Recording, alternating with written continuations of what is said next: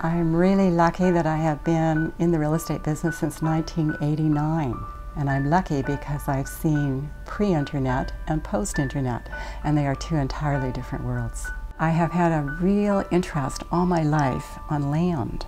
I love to walk land. Before I got into the business, real estate agents would phone me and invite me along and would sometimes turn to me and say, "What do you think this is worth?" And it turned out that I was spot on, just as an appraiser would be. And I do think that that's sort of a gift to have that rapport with land. Houses can always be fixed.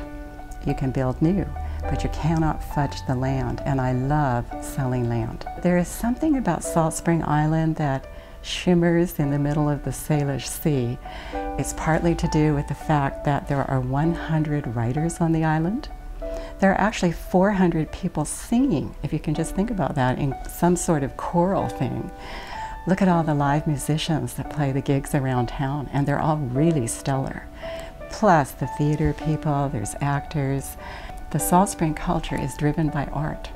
That really changes the dynamic on the island, which is quite something. The interesting thing about the island is that it offers everything.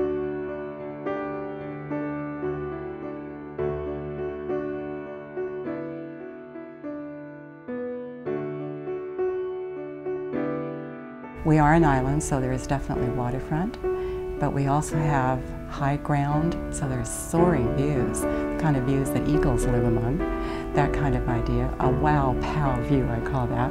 There's also farms, because we left out the other really strong part of the island, which is the foodie paradise.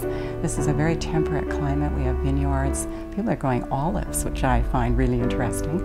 And you can therefore have a farm experience. You could live in a Salt Spring version of a suburb, which is not like in a city at all, but it would have a more community feel.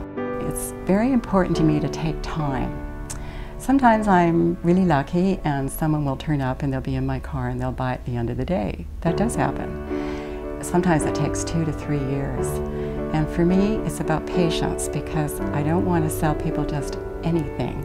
I want to sell them their thing. I just like to come to work, meet all the people who are going to come in and think about coming to Salt Spring Island, which I think offers the eclectic, interesting, artistic soul that we all have.